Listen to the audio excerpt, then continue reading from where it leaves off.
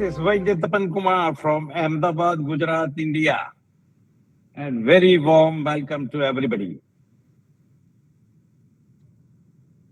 I hope I should speak in Hindi. Most of our listeners are from India itself, no? Yes, sir. Yes, sir. Yes, sir. Okay, Please, sir. okay. हाँ वो it will be a mix budget type Hindi English together.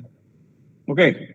Ji sir, बिल्कुल sir. हाँ भाई साहब, आज आपने जो topic लिखा है वर्ल्ड ब्रेन ट्यूमर डे, ये मुझे थोड़ा समझ में नहीं आया। इनफैक्ट आजकल अगर देखा जाए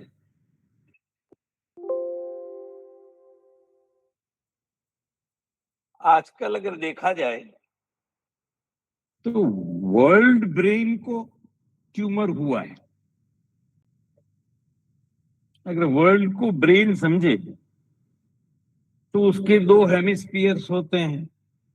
एक वर्ल्ड को ब्रेन समझो तो एक हेमिस्फीयर अमेरिकन हेमिस्फीयर है, एक रशियन हेमिस्फीयर है, बीच में छोटा सा पॉन्स वेरोली जैसा यूक्रेन है।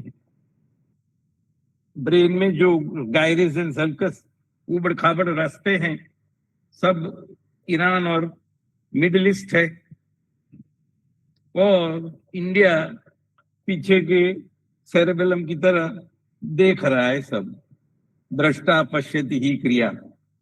इस तरह से ये पूरा वर्ल्ड का ब्रेन ट्यूमरस हो गया है। सभी जगह पर विषम धातुएं पैदा हो रही है, सम धातुएं कहीं पैदा नहीं हो रही। सम धातु वाला देश अगर कोई है तो वो हमारा भारत है। ये आज का जियोपॉलिटिकल सिनेरियो है, और इस सिनेरियो में जो विषम धातुएं पैदा हो रही हैं, जिस क्षेत्र में विषम धातुएं पैदा हो रही है वहां उसके विषम हेतुओं को दूर करना चाहिए।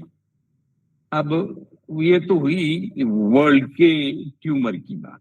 हम ब्रेन ट्यूमर के बारे में बात करेंगे जो हम ह्यूमन को होता है। अब ब्रेन ट्यूमर इनफैक्ट वो एक ट्यूमर का ही एक प्रकार है हमारे लिए। As far as Ayurveda is concerned, it is made up of dosha, dhatu, मल एंड अग्नि। ये चार चीजों से ही तो सब कुछ शरीर के अंदर होता है। फंक्शन सब दोषों से होता है, स्ट्रक्चर सब धातुओं से होती है, और उसमें इंटरेक्शन होता है वो अग्नि करता है, और उसके बाद में जो बचता है, जो कैटाबॉलिक डेब्री होती है, वो उसको मल बोलते है ना, मोटा मोटा। तो उसी तरह से किसी भी डिजीज के लिए तीन फैक्टर्स इंपॉर्टेंट होते हैं। आप कहेंगे हाँ वही असात्म इंद्रिय सहयोग प्रज्ञा प्रज्ञा, ना ना ना ना, उतना हैवी अपन नहीं जाने। अपन सिंपली जो हम जानते हैं आजकल उस पे बात करते हैं। दोषों का प्रकोप होना जरूरी है, धातुओं का शिथिल होना जरूरी है, और शिथिल धातु में खवैगुण्य का उत्पन्न होना जरूरी है। ये तीन चीजें साइमल्टेनियसली शरीर में एक साथ होती है। अब ये सब चीजें इससे उल्टा होता हो, अगर दोष अपने स्थान में ही प्रकोपित होते हो या तो वृद्धि करते हो, धातुएं अपनी स्थान में ही बढ़ती हो, आप्यायन होता हो, उसका रिस्टोरेशन होता हो, नई अच्छे वाली ही धातुएं बनती रहती हो, और शरीर के किसी धातु में कोई वीक पॉइंट न हो, तो उसको स्वस्थ शरीर कहा जाता है। या तो इन सुश्रुत की भाषा में कहना हो तो समदोष, समाग्नि, समधातु, मलक क्रिया, इसको बोलते हैं सम धातु पैदा होना। सम धातु का मतलब सात धातुएं अग्नि, मल, दोष सब सम अवस्था में हो, अपने अपने प्रॉपर डिस्ट्रीब्यूशन और उसमें इक्विलिब्रियम बोलते हैं ना, उसमें हो, साम्यावस्था में हो, तो सम धातु उत्पन्न हो। और ये तीन चार चीजें हैं, ऐसी है तो वो सम धातु को पैदा करती है। अगर ऐसी हो गई तो वो विषम धातु को पैदा करती है। अब सम धातु और विषम धातु दोनों में कोई खास फर्क नहीं होता है, स्ट्रक्चरली और फंक्शनली दोनों समान ही होते हैं, लेकिन जो विषम धातु होते हैं उनका अग्नि थोड़ा स्पीडी होता है, तीक्ष्णाग्नि बोलते हैं ना जिसको, बहुत फास्ट एक्टिंग होता है। इसलिए वो उसका जो शुक्र है, जो गर्भोत्पादन या तो रिप्रोडक्शन या रिजनरेशन, वो बड़ा फास्ट करता है। अगर एक नॉर्मल समझो कि ब्रेन का सेल है, वो 120 दिन में पूरा का पूरा एड़ी से चोटी तक का एक ही होता है, तो 120 दिन में वो पूरा का पूरा नरिश होके दूसरा बन जाता है। ये स्पीड रूटीन है, 120 दिन में उसको, ब्लड सेल का भी 120 दिन का है, स्पर्म सेल का भी 120 दिन का है। तो समझो कि 120 दिन में नर्व का सेल, ब्रेन का सेल दोबारा नया बन जाता है, उसकी पुरानी धातु निकल जाती है और नई धातु बनके रिप्लेस कर देती है। ये सम धातु का क्रम है। और 120 दिन में वो जो पुरानी धातु है वो खत्म होके शरीर में से निकल के मल बन के पक्वाशय में आके बाहर हो जाती है पुरुषाशय से थ्रू। ये रूटीन प्रोसेस है। इस प्रोसेस में अग्नि की स्पीड अलग अलग रहती है, सम हो, विषम हो, तीक्ष्ण हो और मंद हो। वो चार प्रकार से, वो चार गियर होते हैं ना कार में भी, तो उस तरह से ये चार गियर अग्नि के होते हैं। अगर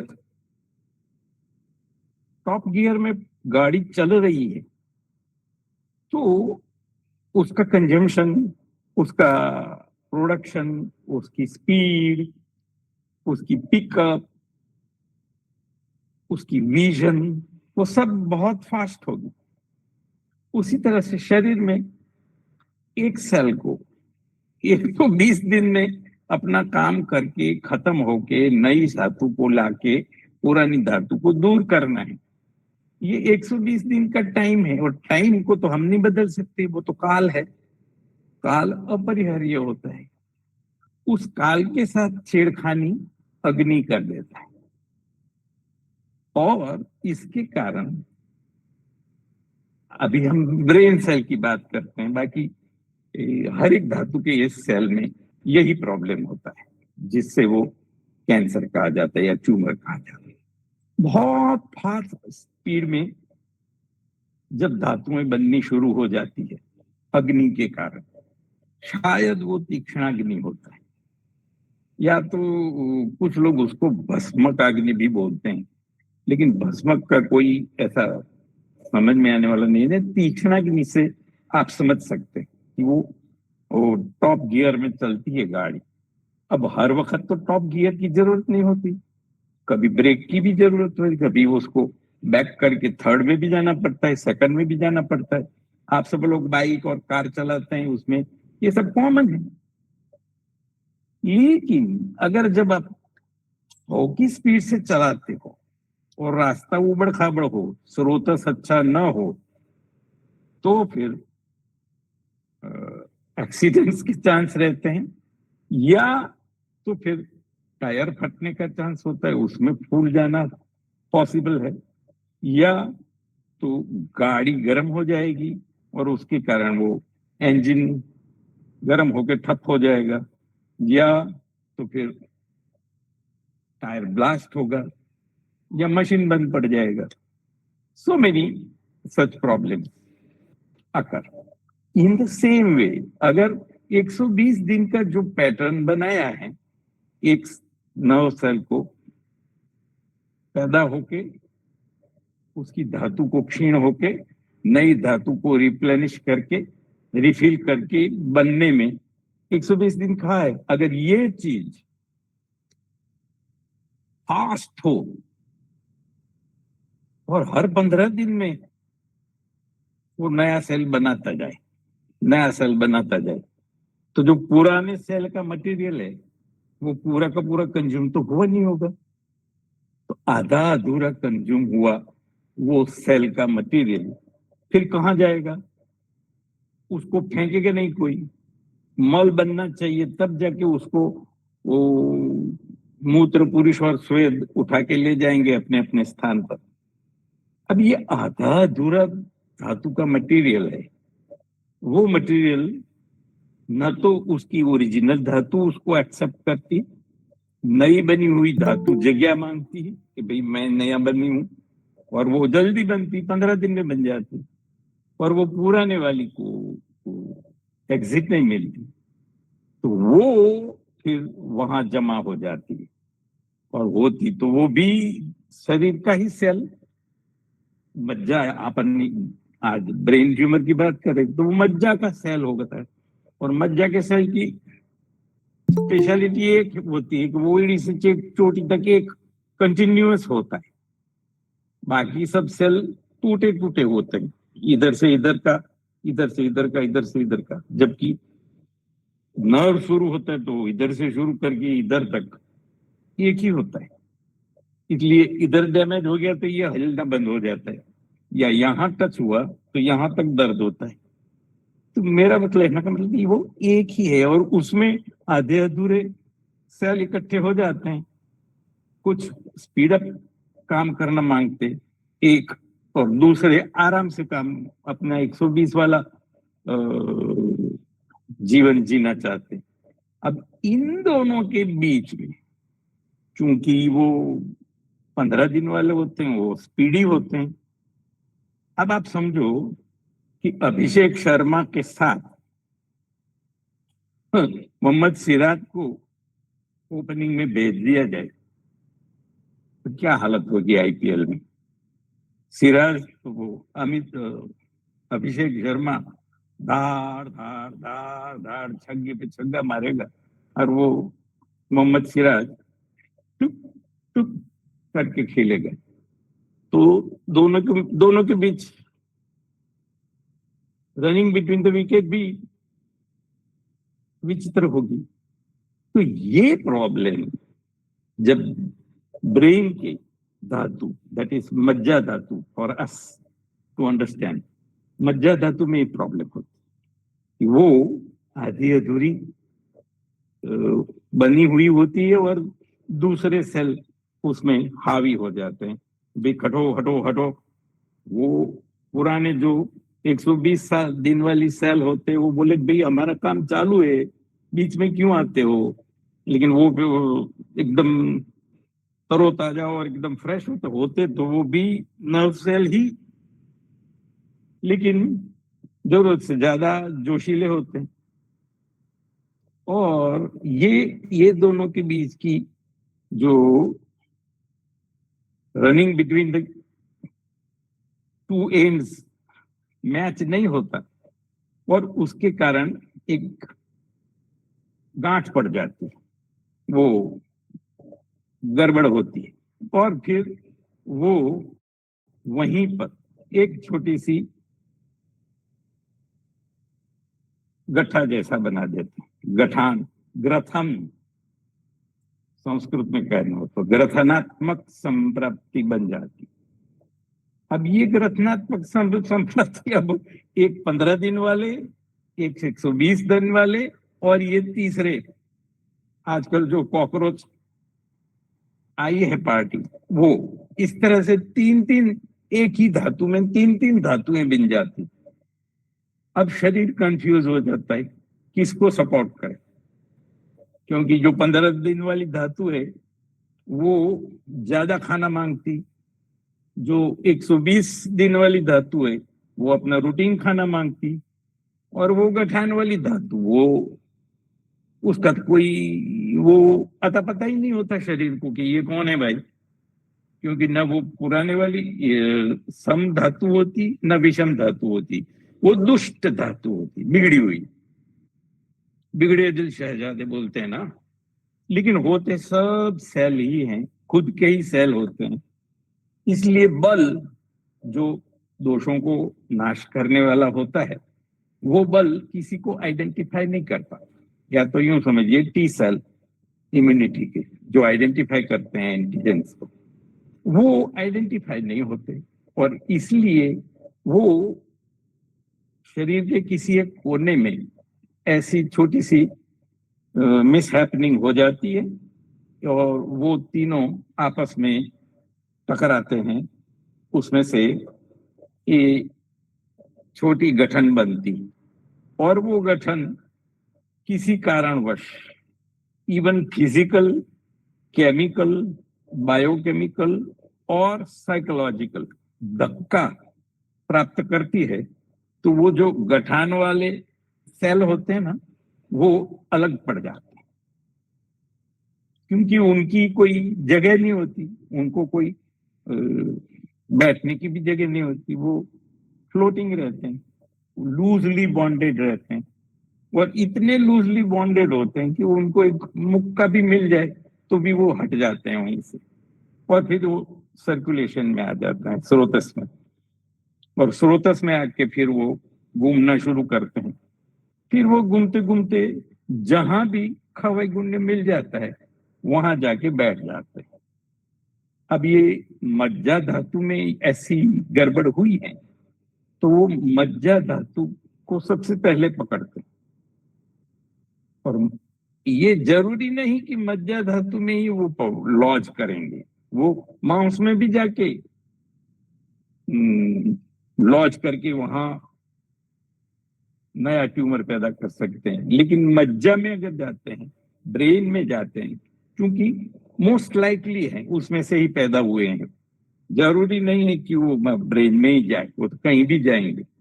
जहां जाएंगे वहां ट्यूमर करेंगे क्योंकि उनकी वृत्ति ही ग्रथन की है। वो तो ब्रेन में जाके वो अगर गठन करते हैं तो फिर वहां ट्यूमर लाइक स्ट्रक्चर, ग्रथनात्मक वृत्ति। अब वो ब्रेन ट्यूमर जब हुआ तब वहां कुछ नहीं था। ये शरीर के किसी कोने में कहीं पर तीक्ष्णाग्नि के कारण वो 120 और 15 दिन दोनों के बीच में जो गड़बड़ हो गई उसके कारण जो वो गठान पैदा करने वाले रचनात्मक संप्राप्ति वाले दोष बन गए, वो वहीं से डिसलॉज होके सर्कुलेशन में आके ब्रेन में अपना स्थान बनाते हैं। और फिर ब्रेन में वो ग्रथनात्मक संप्राप्ति बनाते बनाते साइजेबल हो जाते हैं। अब ये पूरी प्रोसेस वो शरीर के दूसरे कोने में पहली बार अभिषेक शर्मा और मोहम्मद सिराज वाली स्थिति पैदा होनी, 15 दिन और 120 दिन वाली जो परिस्थिति पैदा हुई उसमें से जो ग्रथनात्मक गांठ पैदा करने वाले दोष पैदा हुए, उसको पैदा होने में 4 से 6 साल लगते हैं। तब तक तो वो बॉडी उसके साथ रेजिस्ट करता है, उसके थोड़े थोड़े सिम्टम्स भी आते हैं लेकिन वो ब्रेन रिलेटेड नहीं होते। लेकिन इतने सब क्लिनिकल सिम्टम्स होते हैं कि 100 में से 90% लोग उसको अवॉइड करते हैं। या तो ठीक है यार थोड़ा इधर दर्द हो रहा है, ठीक है यार वो भूख कम लग रही है, ठीक है थोड़ा ऐंठन हो रही है पैरों में, लेकिन जब तक उसका वो धंधा या नौकरी डिस्टर्ब नहीं होती तब तक वो सबको सह लेते। और ऐसा करते करते करते करते वो डिसलॉज होकर घूम के ब्रेन में आता है। अब ब्रेन एक ऐसी जगह है कि वहां रत्ती भर जगह नहीं है कोई भी एक्स्ट्रा सेल को आने की। अभी लंग में जाता है तो पता भी नहीं चलता, लंग में जगह ही जगह, हवा ही हवा है, उसमें इतने बड़े बड़े ट्यूमर हो जाते हैं तब तक पता नहीं चलता। लेकिन ब्रेन में एक छोटा सा ट्यूमर, तो क्या ट्यूमर का बच्चा भी हो तो वो वहां की जगह नहीं होने के कारण डिस्टर्ब कर देता है वहां, और क्योंकि डिस्टर्ब कर देता है और उसके कारण, क्योंकि ब्रेन को पूरे शरीर से कनेक्शन है, 24 घंटे कनेक्शन है, तो हेलो, कुछ आवाज आ रही है? हाँ सर, बिल्कुल पूरी आवाज आ रही है सर, प्लीज कंटिन्यू। अच्छा, तो वो नहीं, मुझे कोई एक्स्ट्रा आवाज आ रही है। हाँ हाँ, किसी का मोबाइल, अरे माइक चालू है इसलिए शायद। तो इस तरह से ये छोटा सा लॉजिंग ब्रेन का काम शुरू कर देता है, डिस्टर्ब करने का। अब ब्रेन का सबसे बड़ा काम तो क्या है? सभी इंद्रियों के साथ उसका connection, recognition, cognition and recognition, ये दोनों ब्रेन का काम है। तो छोटे छोटे सिम्टम्स आंख में, नाक में, जीभ में, कान में, त्वचा में आना शुरू हो जाते हैं। वो छोटा दूर कहीं कोने में हुआ था, उस वक्त के सिम्टम्स पोस्ट में आते हैं, कुछ एसिडिटी हो जाना, कॉन्स्टिपेशन हो जाना, या वायु से पेट फूल जाना। उस वक्त ये समझ में नहीं आता पेशेंट को या फिजिशियन को भी कि उसको इधर कुछ होने वाला है ब्रेन, और कोई गैस के लिए आया और उसको यूं बोल दे, कितनी ही एक्सपर्ट हो नाड़ी वाड़ी देख के, कि तेरे को ब्रेन में ट्यूमर होने वाला है, तो वो उठ के चला जाएगा, दूसरे वैद्य के पास जाएगा कि क्या बात करते हैं, मैं गैस के लिए आया हूं, तू मेरे को ब्रेन ट्यूमर की बातें करते हो, है कि नहीं? इसलिए फिर ये इग्नोर ही होते हैं। दोष जब संचय प्रकोप तक इग्नोर्ड ही होते हैं, प्रसर होके कहीं स्थान संशय करते हैं ना, और तब जाके व्यक्ति पूर्व रूप को भी इग्नोर करता है। व्यक्ति होके उसका रूटीन डिस्टर्ब नहीं होता ना, तब तक वो मेडिकल एडवाइस सीख नहीं करता, किसी डॉक्टर या वैद्य के पास नहीं करता। अगर वो रिमोट एरिया में 15 और 120 वाले एरिया में कोई गड़बड़ हुई हो, उस वक्त अगर पैट स्कैन हो जाए तो पता चल सकता है कि हाँ यहाँ कुछ गड़बड़ है। लेकिन फिर वो गड़बड़ आके ब्रेन ट्यूमर ही करेगी ये भी तय नहीं होता। वो लुढ़कते लुढ़कते ब्रेस्ट में जाए तो ब्रेस्ट ट्यूमर करेगा, यूट्रस में जाए तो यूट्राइन ट्यूमर करेगा, लंग्स में जाए तो लंग्स ट्यूमर करेगा, गले में आया तो लैरिंजल ट्यूमर करेगा। कहाँ कहीं पर भी वो राजक्षमा में चरक ने ऐसी हायरार्की बताई है, वो आप पढ़ेंगे तो आपको बड़ा मजा आएगा समझने में। तो वो कभी आइडेंटिफाई होता नहीं, इसलिए ये ट्यूमर्स का निदान हमेशा वो कष्ट साध्य या असाध्य या आपकी स्थिति पहुंच जाती है ना, तभी पता चलता। मैं मेरे पेशेंट्स को समझाता हूँ, यही पूछते हैं साहब आगे पहले क्यों नहीं पता चला? अगर उसके आपके पास नाड़ी दिखा देते तो पता चलता। अरे भाई, 1 गिलास पानी हो, उसमें 1 चम्मच शक्कर डालो, हिलाओ तो घुल जाती है, दूसरी चमची डालो, तीसरी डालो, चौथी डालो और हिलाओ तब तक घुल जाती, 5वीं जाती है तब नीचे एक जमती है, सेडिमेंट होती है, तब पता चलता है कि भाई ग्लास में कुछ है। फिर उसका टेस्ट कराओ तो वो शक्कर निकलती है। फिर ग्लास में शक्कर नहीं चाहिए, हमको पानी चाहिए, तो वो शक्कर को आपने निकाल दी, इसका मतलब ग्लास में से शक्कर गई? वो 5वीं चमची थी, वो निकल गई। अभी तो 4 चमची, जितनी ताकत लगाई उससे 4 गुना ताकत बाकी है। उसको पूरे को वॉश आउट करनी पड़ेगी, तब जाके वो वापस पानी बनेगा। इसको क्लेद बोलते हैं शरीर के में। यही ग्लास का पानी है, वो शरीर के अंदर क्लेद माना जाता है। तो वो क्लीन होता रहता है शरीर। जब वो उसमें चमचियां ज्यादा डलती जाती है इस तरह की, तो वो क्लेद धीरे धीरे धीरे धीरे कंसिस्टेंसी चेंज करता है। और फिर वो आम, वो क्लियर सूप होता है, उसमें से थिक सूप, और थिक सूप में से सॉस, और सॉस में से फिर हार्ड चकत्ते। और वो जो हार्ड चकत्ते बन जाते हैं, वो हम उसको ट्यूमर या कैंसर सेल या नियोप्लास्टिक ग्रोथ ऐसा बोलते हैं। इसलिए ये क्लिनिकली समझने की बात है। प्रैक्टिकली प्रैक्टिकली बातें तो या थियोरिटिकल या रिसर्च में कुछ होता होगा, वो मेरे को नहीं मालूम। मैं तो क्लिनिशियन हूँ, सीधी सीधी बात समझता हूँ, जो पेशेंट के साथ बात करता हूँ वो।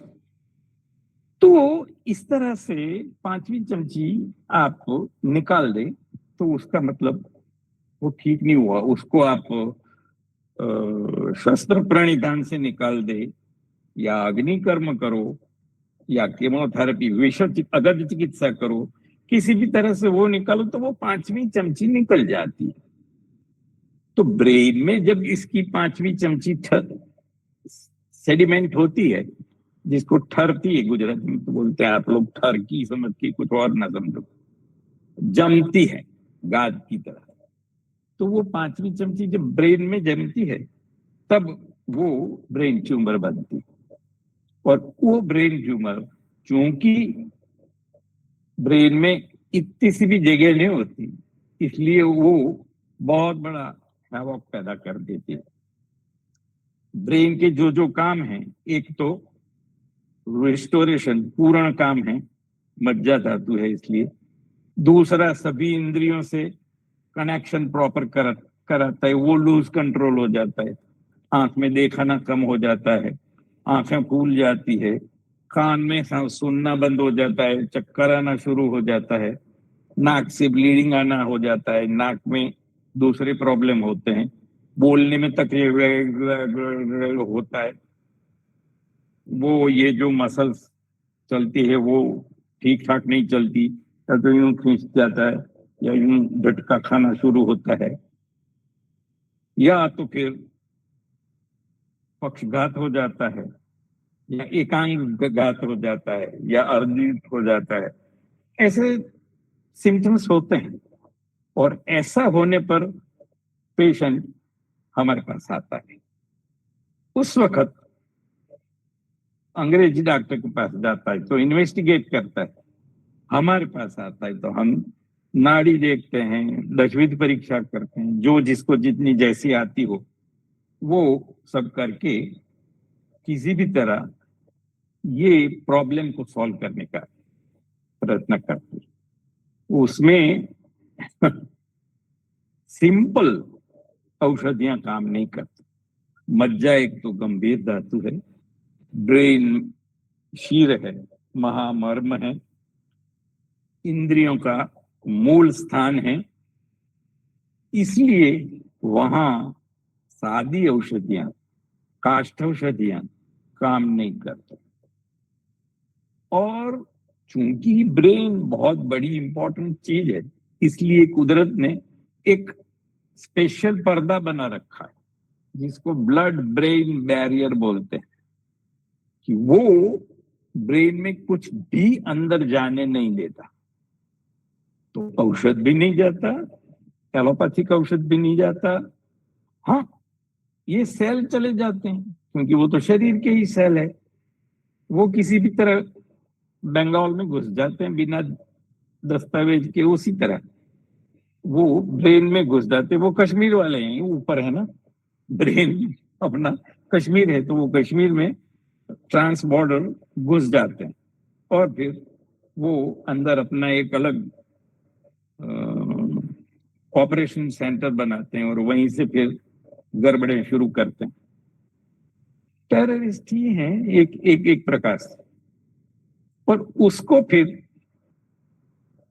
न्यूट्रलाइज करना पड़ता है, उसको खोल के निकाल के बाहर करना होता है। और जहां भी उसकी छोर लगते हो, कनेक्शंस लगते हो, वो सभी को जला के कॉटराइज करके साफ कर देना होता है। और ऐसा करने में हेल्दी टिश्यू भी निकालने पड़ते हैं, और इसमें फिर न्यूरोडेफिसिट पैदा होती है, धातु क्षय, शस्त्र निपात जन्य धातु क्षय हो जाता है, जिसको अपन यष्टि मधुग्रुत से कंपनसेट करते हैं, सुश्रुत का रेफरेंस। तो शस्त्र निपात जन्य पीड़ा और धातु क्षय में यष्टि मधु तेल या यष्टि मधुग्रुत का प्रयोग करना सुश्रुत ने बोला है, वो करते हैं हम अच्छे रिजल्ट से, अच्छे इन द सेंस सेटिस्फैक्टरी। तो इस तरह से ये शस्त्र निपात करके उसको निकालें, या फिर जला डालें, या फिर विषों को थोड़ा माइल्ड करके उसको दे, ताकि वो उसको जहर दे दे और वो मर जाए। तो वो अकेला तो नहीं मरेगा, वो जाएगा तो 10 को लेके जाएगा, होता तो गतोगच्च है। उसको वैसे ही मार दो तो वो नीचे दब के भी 10-15 हजार आदमी मर जाते हैं। तो ऐसे सेल को कीमोथेरेपी या तो अगदों से भी नहीं मारा जा सकता, और वो कीमोथेरेपी घुस भी नहीं सकती वो ब्लड वेन बैरियर के कारण। ऐसी स्थिति में आयुर्वेद से अगर चिकित्सा करनी हो तो 3 चीजें बड़ी काम की है, एक प्रतिमर्शनस्य, एक बस्ती, और एक स्वर्ण, सोना, गोल्ड। ये 3 चीजों से हम इसको किसी भी तरह एड्रेस कर सकते हैं। नस्य वो सीधे यहाँ पहुंच के इस एरिया को काम करता है, उसके लिए प्रतिमर्श बोला है, रेगुलर दिन में 5 से 7 बार। आप जिसको अच्छा समझते हो, मैं एरन स्नेह को अच्छा समझता हूँ, उसकी 3-3 बूंदे दिन में 5 से 7 बार डालते रहे, जरा इधर तक जाए। ये यहाँ फैलाना नहीं है, उसको अंदर तक जाना है। और वहीं अगर एरन स्नेक को बार बार दिया जाए तो वो अंदर जाके थोड़ा बहुत काम कर सके, उसको एंट्री मिलती है। नाक से एंट्री जा सकती, ओरली सर्कुलेशन में जाके फिर अंदर जाना, सॉरी, ब्लड ब्रेन बैरियर, ये तो सीधी गिब्रिफॉर्म प्लेट से अंदर चला जाता है। ये फणा मर्म है यहाँ, जहां सभी इंद्रियों को तृप्त करने वाली नाड़ियां एक दूसरे को क्रॉस करती, उस पर जाके हम एरन स्नेह को डालें तो वो पूरे शरीर में, मीन्स पूरे ब्रेन में फैल के अपना काम बता सकता। लेकिन उसकी लिमिटेशन है, अगर उससे ज्यादा स्ट्रॉन्ग और चीजें भेजनी हो तो एक माध्यम होता है गोल्ड, स्वर्ण, स्वर्ण की भस्म या स्वर्ण के योग। स्वर्ण वसंत मालती है, कस्तूरी भैरव है, स्वर्ण ब्राह्मी वटी है, स्वर्ण श्रुत शेखर है, बृहत्वाद चिंतामणि है, चतुर्मुख रस है, चिंतामणि चतुर्मुख रस है, कालकूट है। ऐसे बहुत सारे स्वर्ण योग है जो जो नहीं है, उसमें स्वर्ण ऐड करके भी भेजा जा सकता है उसको ओरली। तो स्वर्ण के साथ बैगेज के रूप में अंदर चले जाते हैं। स्वर्ण को ब्लड ब्रेन बैरियर क्रॉस करने की छूट है, वो उसके पास ग्रीन चैनल में से निकलने की दादागिरी है। स्वर्ण मृदानी लोहानी रसी भवंती, वो रस धातु बन जाता है स्वर्ण भस्म। और अगर आप CSF प्रोफाइल देखेंगे, सेरेब्रल स्पाइनल फ्लूइड की प्रोफाइल, तो उसमें भी एलिमेंटल गोल्ड नाम का टेस्ट भी होता है। मीन्स CSF में एलिमेंटल गोल्ड होता है, और ये एलिमेंटल गोल्ड से भी ज्यादा बारीक हमारी स्वर्ण भस्म होती है, नैनो पार्टिकल होता है, और वो ब्लड ब्रेन बैरियर को क्रॉस करके अंदर जा सकता है। तो उसके बैगेज के साथ, उसके साथ जो बैग होती है उसमें फिर सोमल भी चला जा सकता है, जो कालकूट और त्रिविक्रम, सॉरी, चतुर्मुख में होता है, वही वो सोने के साथ अंदर जाता। तो ये सोना, स्वर्ण, gold is very big and very strong candidate to work upon Majja Dhatu of the brain to correct and re-establish the normal धातु परंपरा। ये दो, स्वस्थ धातु परंपरा और सम धातु परंपरा और विषम धातु परंपरा, दोनों साथ में चलती, और विषम धातु की परंपरा फास्ट चलती है, सॉरी, हाँ, गुजराती है, ये चालती बोलते हैं, तो वो दोनों फास्ट चलती। तो ये विषम धातु बहुत फास्ट चलती, इसलिए उसको ब्रेक लगाना होता है, उसके लिए विष अच्छा काम करता है। लेकिन विष नॉर्मल धातु को भी स्पीड डाउन करता है, जो 120 दिन वाली है, तो उसको काउंटर करने के लिए स्वर्ण रखा जाता है। तो स्वर्ण मंगल होता है, वो सम धातु को बचाए रखता है। जब वो सोमल काम कर रहा हो, तब विषम धातु पर काम कर रहा हो, तो सम धातु बच जाती है। विष और विषम धातु दोनों ऑलमोस्ट फोनेटिकली भी सेम ही हैं। तो इस तरह से विषम धातु को हम स्वर्ण और विष, ये दोनों के साथ जितने अगध है, हमारे यहाँ ये सबको रसशास्त्र में रसायन बोला जाता है, लेकिन सच में वो अगध है। वो सभी चरक, सुश्रुत, वाग्भट सभी लोग विष चिकित्सा को एक आयुर्वेद का अंग मानते हैं, और ये जितनी भी कीमोथेरेपी, रेडियोथेरेपी, वो सब है, वो सब अगध तंत्र है। काय बाल ग्रहोर्ध्वांग शल्य दृष्टा बोलते हैं ना, दृष्टा, विष चिकित्सा, तो वो विष चिकित्सा अगध तंत्र। आजकल अगध तंत्र में वो बिच्छू, सांप, वो सब पढ़ाते हैं। अरे भाई नहीं, उनके जहर को औषधों के साथ, भस्मों के साथ मिला के उसका एक ऐसा फॉर्म बनाना है कि जो विषम धातु की स्पीड को घटाए और सम धातु की स्पीड को मेंटेन रखे या बढ़ाए। ये सिद्धांत है।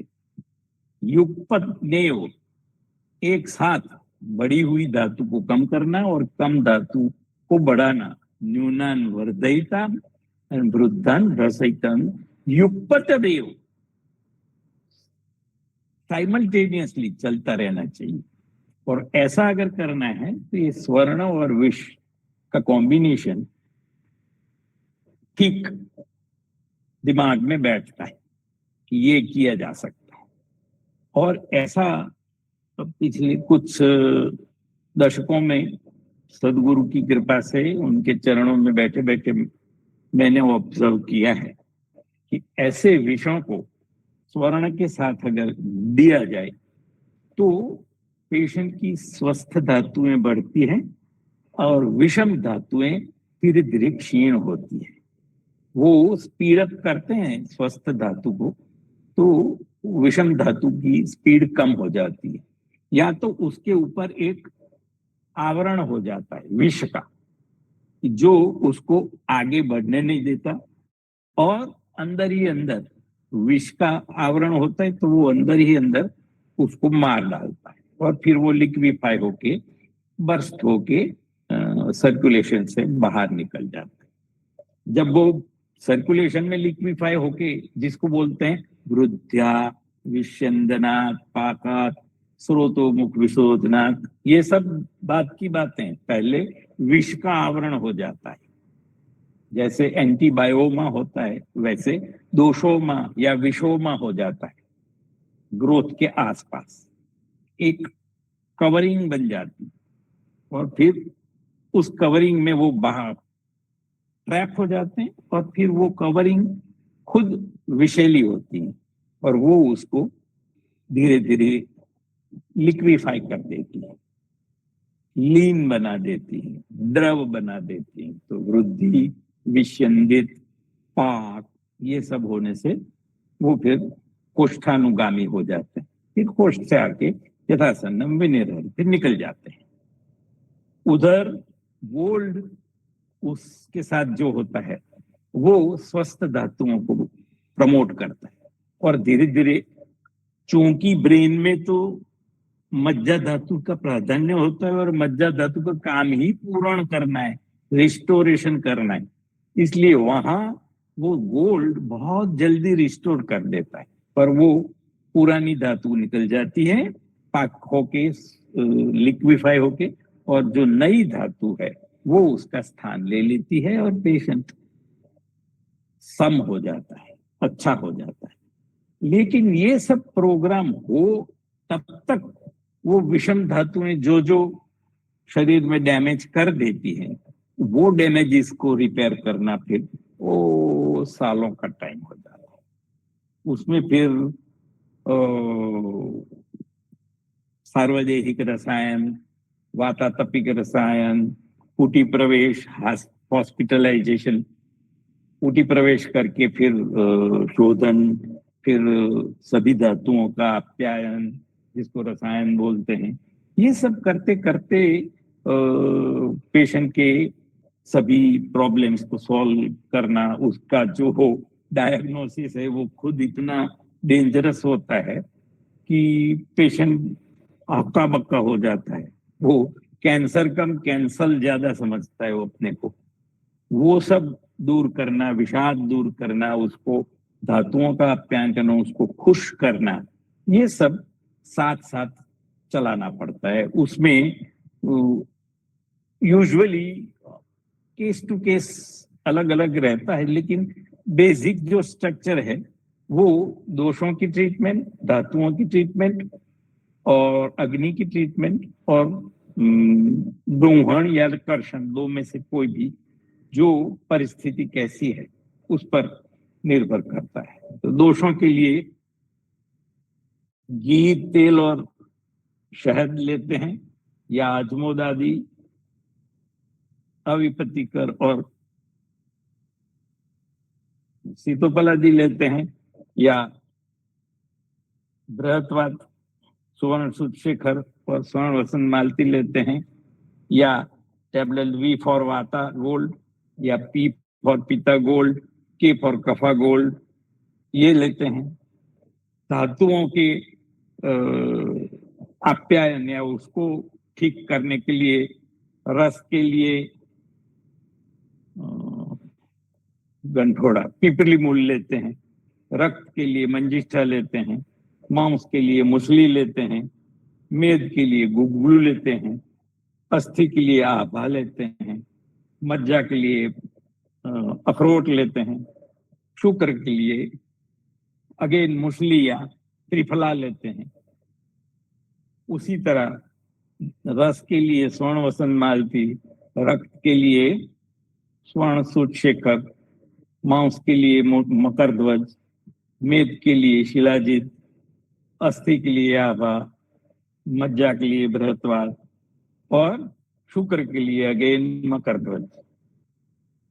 ये सब लेना है, या तो फिर रस टैबलेट या रस बल, रक्त बल, मांस बल, मेद बल, अस्थि बल, मज्जा बल, उसमें ओज भी कम हो जाता है तो ओज बल गोल्ड, ऐसे सब फॉर्मुलेशंस मैं अपनी प्रैक्टिस में यूज करता हूं। अगर पेशेंट बहुत ही दुर्बल है और बहुत ही हतेंद्रिय, हतोत्साह, दुष्छायो, दुर्मना, ऐसे जो भी ओज क्षय और प्राण क्षय के या तो बल क्षय के लक्षण वाले पेशेंट्स होते हैं, तो उनमें एक सद्यो बल्य और सद्यो रसायन करके एक टेबलेट बायोब्लिस गोल्ड करके है, उसको भी देता हूँ। उससे भी इमीडिएट रिजल्ट्स मिल जाते हैं। फिर बाद में धीरे धीरे धातुओं का अध्ययन चलता रहता है, लेकिन एक बार पेशेंट में भरोसा बैठ जाता है कि हाँ इससे ठीक होगा, फिर बाद में जिस धातु का प्रदूषण हो, सपोज मांस धातु का अर्बुद है, कैंसर है, तो उसके आगे वाली धातु का, उस धातु का और उसके बाद की धातु का बल यूज करते हैं। सपोज मांस धातु का गड़बड़ है तो रक्त बल, मांस बल और मेद बल, ऐसे 3 यूनिट चलाते हैं। अगर मज्जा में, अभी आज अपन ब्रेन पर बोल रहे हैं, तो मज्जा का ये प्रॉब्लम है, तो अस्थि बल, मज्जा बल और शुक्र बल, ये 3 को चलाते हैं। फिर उसकी मानस स्थिति को ध्यान में लेते हुए कुछ मानस मित्र वटक है, सर्पगंधावटी है, जटामांसी पाउडर जीभ के नीचे रखना है, या सत्व बल टैबलेट है, उसको यूज करते हैं। इससे धातुओं का आप्यायन या धातुओं का सम धातुओं को बनने का मार्ग प्रशस्त हो जाता है, समझे ना। और फिर अग्नि को ठीक करने के लिए तो आप सबको आता ही है, अग्नि तुंडी है, नवजीवन है, चित्रकादि है,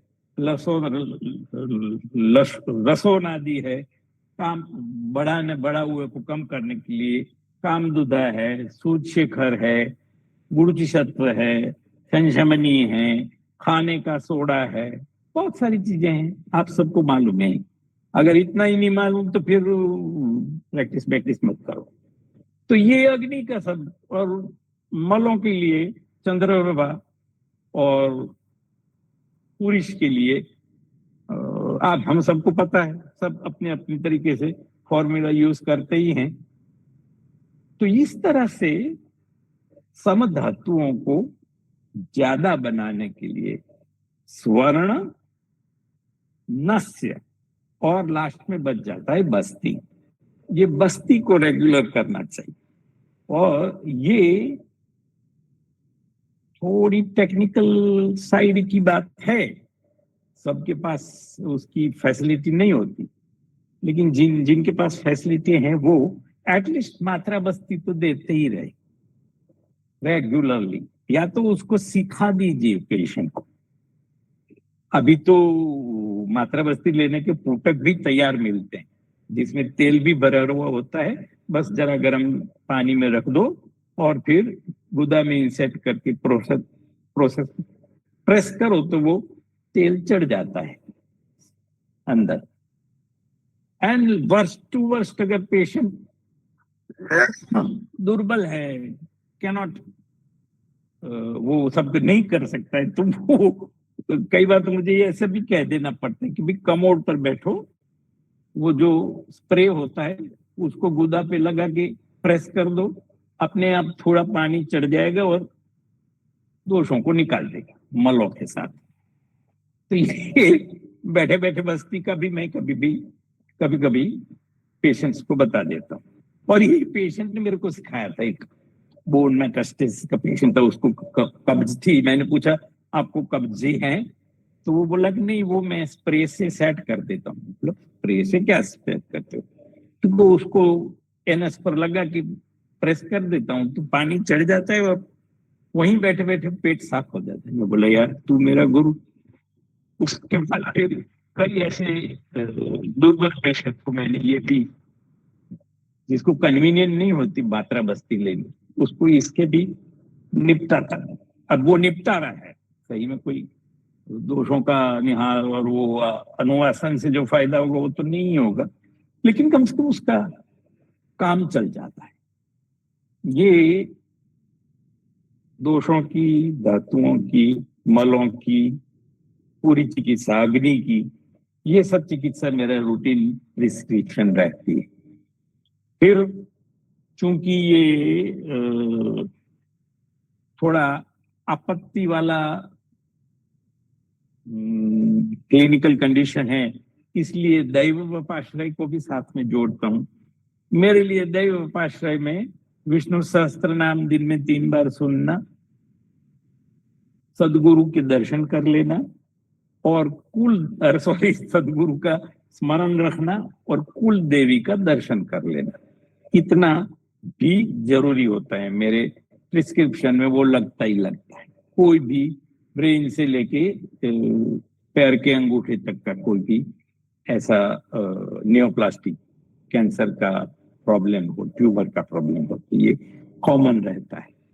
और इस तरह से कंप्रेस करते हुए पेशेंट को अगर ट्रीट किया जाए तो ब्रेन के पेशेंट्स में थोड़े अच्छे रिजल्ट्स मिलते हैं दूसरे की कंपैरिजन में।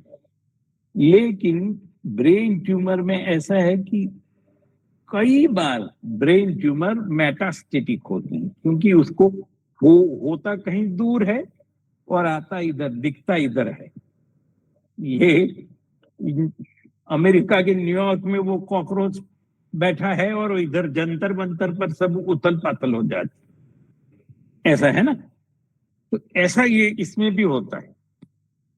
ऐसी स्थिति में फिर उसको पूरा ठीक करना थोड़ा डिफिकल्ट हो जाता है, लेकिन फिर भी काम करते रहो, सदगुरु की कृपा रहती रहे, संहिता को साथ में रख के मंत्र प्रार्थना पारायण वो सब करते रहो, तो संहिता और बड़े बड़े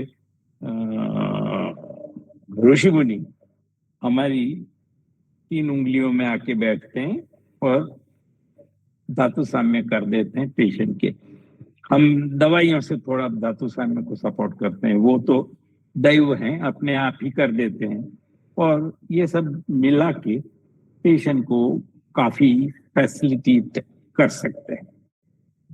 हमारे यहाँ 40-45 हजार पेशेंट्स हैं, देखे हैं हमने, लेकिन उसमें 40 फाइल नहीं है हमारे पास कि जिसको हम पछाड़ के बोल सके कि हाँ ये ठीक कर दिया।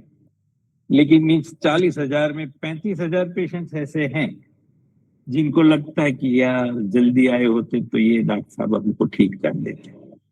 जानता तो मैं भी हूं कि नहीं होता, क्योंकि ये सब रिवर्स करने के लिए इतने सारे फैक्टर्स को ध्यान में लेना होता है और अपनी स्पीड धीमी होती है, जो कैंसर की स्पीड ज्यादा होती है। विषम धातुओं को बढ़ाने की, तीक्ष्णाग्नि को बढ़ाने की, उसको मंद करने जाओ तो नॉर्मल सेल की या तो सम धातुओं का भी अग्नि मंद हो जाता है। ऐसा स्पेसिफिक अग्नि वर्धक या अग्नि क्षपक हमारे पास है नहीं, इसलिए थोड़ी मुश्किल पड़ती है, लेकिन फिर भी कवर हो जाता है पेशेंट। एटलीस्ट उसका पूर्ण विराम होता है तब भी वो फील तो करता है, उसके रिश्तेदार को भी लगता है कि हाँ यार लेट पड़ गए, जल्दी आते तो डॉक्टर साहब वैद्यराज जी अपन को ठीक कर सकते थे। वो क्योंकि उसका सबूत ये है कि वो दूसरे पेशेंट को लेके आते हैं। हमको ताज्जुब होता कि यार तेरी मम्मा तो वो तो एक्सपायर हो गई थी, तो वो बोलते हैं कि वो तो मेरी गोद में एक्सपायर हो गई थी। बगल वाले भाई साहब की मम्मी को जो हुआ था तो वो तो रूम में अलग रखा था और थाली नीचे से खाने की घसीटते थे और उनके कीड़े पड़े थे और बहुत बुरे हाल हो गए। मेरी मम्मी तो आपकी दवाई के कारण मेरी गोद में सोते सोते मरी, इसलिए दूसरे पेशेंट को लेके आया, ऐसा रिपोर्ट करते हैं। इससे हमारा ढाढ़स और कॉन्फिडेंस बढ़ता है। और ये कॉन्फिडेंस अभी ये 1987 से अभी तक आज सुबह तक काम करता रहा हूं, और इतने उसमें 4-5-7 हजार ये ब्रेन ट्यूमर की भी होंगे ही, गिनती करके नहीं रखा। मैं रिसर्च आदमी नहीं हूं, मैं तो क्लिनिशियन हूं। पेशेंट ठीक करना मेरा प्राइम मोटो रहता है। तो इस तरह से मैं ये ब्रेन ट्यूमर को समझता हूं और इस तरह से उसकी ट्रीटमेंट करता हूं। उससे मेरे को अभी तक काफी एनकरेजिंग स्टैटिस्टिक्स चाहिए तो 40 to 45% रिजल्ट मिला है। ठीक होने वाले तो 5% भी नहीं है, लेकिन अच्छा फील कराना, क्वालिटी ऑफ लाइफ इंप्रूव करना, रसायन होना, बल बढ़ना, उत्साह बढ़ना, बलवर्णोपचय होना, अभ्यवहारेषु अभिलाषा होना, सुखेन परिणमनम होना, निद्रा लाभ होना, वैकारिकाम शतनानाम अदर्शनम, जो भी धातु साम्य के लक्षण चरक बताते हैं वो सब अचीव हो जाते हैं 3 महीने में, सभी लक्षण अचीव। और पेशेंट बोलता है सर्वाकारा सुखानुभूति, हाँ साहब सब ठीक हो गया, जबकि वो जो सुपारी जितनी गठान थी वो अब बड़े एप्पल जितनी बन गई होती। लेकिन फिर भी पेशेंट ये बोलता है कि अच्छा रहे, ये बढ़ गया है लेकिन अदरवाइज आई एम फाइन, दवाई बंद नहीं करता। This is something very astonishing. और ये कुछ है आयुर्वेद में बहुत स्पेशल जो ये करते, अभी मैं भी समझ नहीं पाया, लेकिन ऐसा होता है। जो शास्त्रों ने लिखा है उतना तो वो 3 महीने में करा के दे देते हैं। आप फिर बोलो कि नहीं उसकी CA 125 को भी ठीक कर, तो वो संहिता कैसे करेगी? उसने जो बोला है वो उतना वो करके देती है। ठीक है, आपको हमको चाहिए नहीं, धातु संघ नहीं करना है हमको, तो CA 125 ठीक करना है, CRP को ठीक करना है, ब्ला ब्ला ब्ला, इतनी सारी अपेक्षा। वो बोलते हैं ना कि संहिता का प्यार कभी कम नहीं होता, हमारी अपेक्षाएं बढ़ जाती। अब बड़ी विचित्र अपेक्षाएं करते हैं, इसलिए हम दुखी होते हैं। इसलिए मैं तो आप सब लोगों को, मेरे जो सुनने वाले प्यारे अजीज दोस्त हैं, वो सभी को ये कहता हूँ कि संहिता से वो जो कहती है उतना मांगो, उससे पेशेंट खुश होते हैं, दुखी नहीं होते। और उसकी रिपोर्ट की फाइल खोल के देखो ही मत।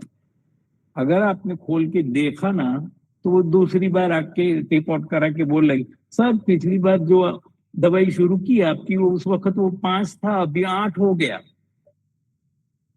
अब वो अंग्रेज डॉक्टर उसको अच्छी चाबी चढ़ाता है, उसको भी तो ट्रीट करना होता है, उसको भी तो वो महंगी महंगी कीमोथेरेपी और रेडियोथेरेपी और इम्यूनोथेरेपी और वो सब देना होता है, सर्जरी करना होता है। उनका सब काम लाखों में होता है, इसलिए डराना पड़ता है। हमारा काम हजारों में होता है। और कंधे पर हाथ रख के बोलते हैं नहीं नहीं बेटा ठीक करता हूं मैं तो ये भी बोलता हूँ कि भाई अंग्रेजी दवाई के साथ भगवान है कि नहीं मालूम नहीं, लेकिन आयुर्वेदिक दवाई के साथ भगवान जरूर है।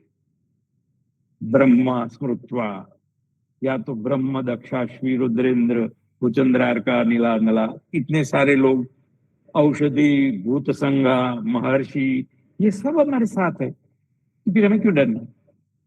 अमृत से वही पुत्र है, हम कोई ऐसे वैसे अरे गहरे थोड़ी हैं।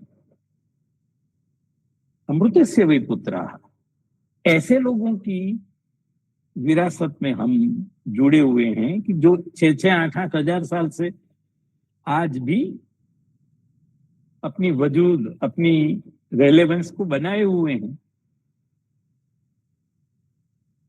कभी हैरिसन की यूनिवर्सिटी देखी? आयुर्वेद की यूनिवर्सिटी होती है और ये संहिताओं के ऊपर ही सब कुछ होता है। वो तो 6000 साल पुरानी है फिर भी। और ये जो एलोपैथिक ट्रीटमेंट है, मॉडर्न ट्रीटमेंट है, वो 200-300 साल पहले तो थी ही नहीं। उसके पहले कोई बीमारी नहीं पड़ता, ठीक ही नहीं होता, कोई निदान ही नहीं करता। अरे करते थे ना नाड़ी से। आपको पता है जैसे ही आप अपनी 3 उंगलियां पेशेंट के मणिबद्ध पर रखते हो ना, तुरंत उसके अंदर का डीएनए, सनातनी डीएनए एक्टिवेट हो जाता है। अगर वो यहाँ भारत में पैदा हुआ, हिंदू मुस्लिम सिख ईसाई कोई भी हो, उसके डीएनए में सनातन होता है और वो तुरंत एक्टिवेट होके वो आपकी उंगली को संहिता के साथ जोड़ देता है। ये फैंटेसी नहीं है यार, बिल्कुल नहीं, सही है, वाकई वो काम कर लेता है।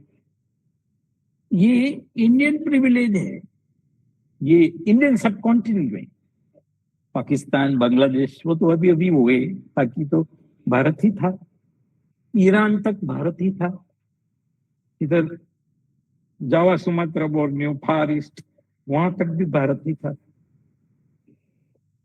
हनुमान जी सबसे बड़े रस शास्त्री थे, उन्होंने जो स्वर्ण भस्म का बैच बनाया अभी तक किसी ने नहीं बनाया, पूरी सोने की लंका को भस्म कर दिया, कितना बड़ा बैच लिया।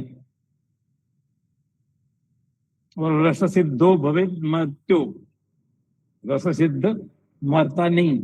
देखो आज चिरंजीव हैं वो हनुमान जी, प्रत्यक्ष है, सबको हमको मालूम है। ना से रोग हरे सब पीरा, जपत निरंतर हनुमत वीरा, भूत पिशाच निकट नहीं आवे, महावीर जब नाम, है ना। सोने पे काम किया, सोने की लंका जलाई, भस्म कर दी। इतनी मजेदार चीजें हैं। अरे यार 11:15 हो, 10-11 हो गई, बहुत बोला मैं तो, अब बंद करूं। यस सर, बहुत बहुत धन्यवाद सर आपका। हाँ जी, आप सब लोगों ने प्रेम से मेरे को सुना और टॉलरेट किया इसके लिए आप सबका बहुत बहुत सर आपका धन्यवाद। आशीर्वाद है। आदरणीय वैद्य तपन कुमार सर का हृदय से धन्यवाद, जिन्होंने आज Thank you. अपने अमूल्य ज्ञान, अनुभव और मार्गदर्शन से हम सभी को लाभान्वित किया। सर द्वारा प्रस्तुत विषय के विभिन्न आयामों ने निश्चित रूप से हम सभी के ज्ञान में वृद्धि की है और हमें अपने व्यावसायिक तथा व्यक्तिगत जीवन में नई दिशा प्रदान की है। और अब हम कार्यक्रम के अगले चरण की ओर बढ़ते हैं, जो कि क्वेश्चन एंड आंसर सेशन है। हमारे प्रतिभागियों द्वारा गूगल फॉर्म के माध्यम से सर कुछ क्वेश्चंस भेजे गए हैं, उनको मैं आपके समक्ष प्रस्तुत करूंगा। सर कृपया उनके आंसर देने का कष्ट करें। जी सर, पहला प्रश्न है, how brain tumour starts growing for the first time, what triggers it, why can not it be cured permanently, why is not it detected early. वो गात्र प्रदेशे क्वचिदेव दोषा, वो ब्रेन का ट्यूमर ब्रेन में नहीं होता है, वो गात्र मीन शरीर के किसी एक देश में इतना सा, क्वचिदेव दोषा सम्मूर्छिता मांसमाभिप्रदुष्य, वहां किसी कोने में वो गठन वाली चीज होती है, फिर वहां से डिसलॉज होके ब्रेन में आके चिपकती है। ये यहां से यहाँ का टाइम 6 साल का होता है, इसलिए वो जल्दी डायरेक्ट नहीं पकड़ते आता। जब भी पकड़ में आता है, एमआरआई में भी आए, इतना बनता है तब भी वो 6 साल पुराना होता है, इसलिए जल्दी डिटेक्ट भी नहीं होता और डिटेक्ट होने के बाद जल्दी ठीक भी नहीं होता। और परमानेंट ठीक होने का तो मुश्किल इसलिए है कि वो शरीर का ही एक भाग है, बाहर से आया हुआ हो तो उसको तो हम भगा दे सकते हैं, लेकिन अपने ही शरीर में, अपनी फैमिली में एक बिगड़े दिल शहजादा हो तो उसको तो छिपाना पड़ता है, ये वाला प्रॉब्लम। इसलिए ब्रेन ट्यूमर्स नहीं, कोई भी ट्यूमर्स वो बाय डिफॉल्ट डिफिकल्ट होता है। क्यों ठीक नहीं होते, उसका कारण क्या होता है वो अगर पता चले, वो अगम्य कारण है। दैवम चैवात्र पंचमम मीन्स दैव से होता है, कर्मों से होता है। ठीक सर। हाँ सर, अगला प्रश्न है, why is the tumour rate increasing day by day, is there any genetic problem, or is there something we are not following that is leading to tumor? Yes. We are जी speeding our life.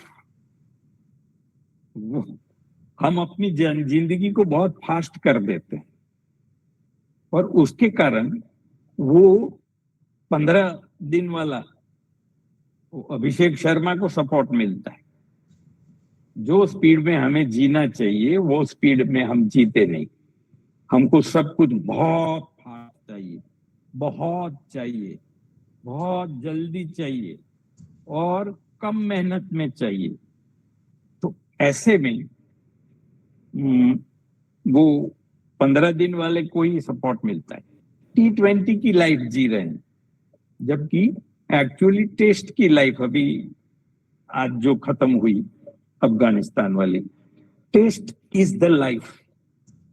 T20 is, वो ठीक है कभी कभी खेल लो, कभी जरूरत पड़े इमरजेंसी में और कर लो, वो अलग बात है। ताकि खेलने लायक जिंदगी टेस्ट मैच वाली, उस स्पीड में अगर आप जीते हैं, लेकिन अब वो पॉसिबल ही नहीं है। इतना हाई लेवल पर सब कुछ हो गया है कि चांस नहीं है अब कैंसर को धीमा करने का, अपनी लाइफ को भी स्लो करने का। जंगल में जाके बैठो तो अलग बात है, वहां नेटवर्क नहीं आता। इसलिए we have to cut down the speed of us. जो टॉप गियर में चला रहे हैं ना, उसको जरा ब्रेक मार के पीछे लाना पड़ेगा, और ये किसी से होता नहीं। नेक्स्ट सर, समय सीमा को देखते हुए एक अंतिम प्रश्न ले रहा हूं जी। क्वेश्चन है sir, what are the early warning signs of a brain tumor that people often mistake for a normal headache, stress or fatigue and therefore tend to ignore? ये जो भी हेडेक है वो 8 घंटे से ज्यादा नहीं चलता, कितना भी सीवियर हो 8 घंटे से ज्यादा नहीं चलता। अगर 8 घंटे से ज्यादा चलता है, then you consider it to be suspectable for neoplastic growth और ब्रेन। ये एक है। बाकी अर्ली साइंस तो बहुत ही मिसलीडिंग होते हैं। पेट में गैस हो रहा है, क्या करेंगे आप? ब्रेन ट्यूमर थोड़ी सोचेंगे। इसलिए early sign and symptoms are not possible to elicit in the patients.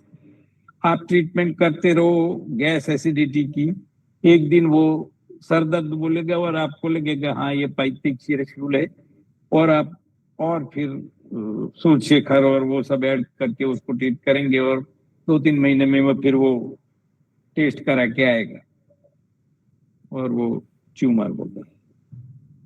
अगले दिन MRI नॉर्मल होता है और 2 दिन के बाद क्या MRI फ्लेयर्ड अप एकदम। ऐसे भी बहुत सारे केस होते। इसलिए कोई अर्ली साइन नहीं होता। अव्यक्त लक्षणम तेषाम पूर्वम रूपम इति स्मृतम। इसलिए ये सद्वृत्त, स्वस्थवृत्त, वो सब जो बताते हैं ना, वो बड़ा काम की चीजें हैं।